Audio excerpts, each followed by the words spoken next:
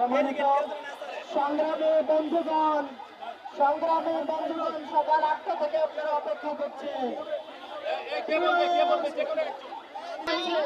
আপনারা জানেন দীর্ঘদিন এই আন্দোলন 23 সালে আমরা শুরু করেছিলাম।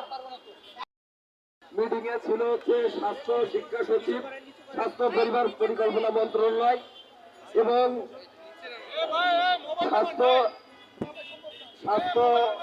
শিক্ষা অধিদপ্তরের মহাপরিচালক নাজমুল সাদাত স্যার এবং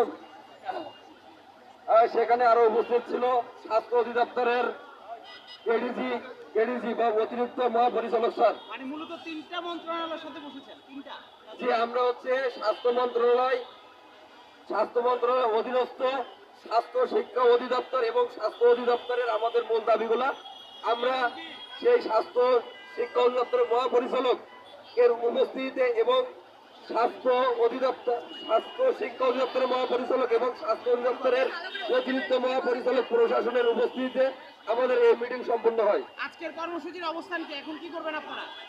আজকে আমাদের তারা আশ্বস্ত করছে সর্বোচ্চ যদি 7 দিনের মধ্যে তারা আমাদের এই দাবিগুলো পূরণ না করে তাহলে আমাদের, আপনারা সবাই জানেন, আমাদের এই যৌক্তিক দাবি নিয়ে আমরা আন্দোলন করতেছি।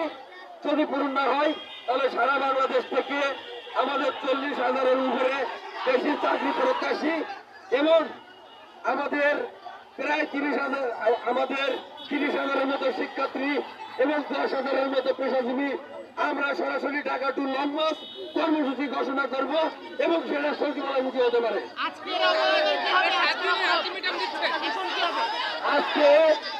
আজকে আমরা এখানে আমাদের কর্মসূচি সমাপ্তি ঘোষণা করছি। আমার নাম মোহাম্মদ মুজাহিদুল ইসলাম, সিনিয়র সমন্বয়ক সাধারণ শিক্ষার্থী ঐক্য পরিষদ।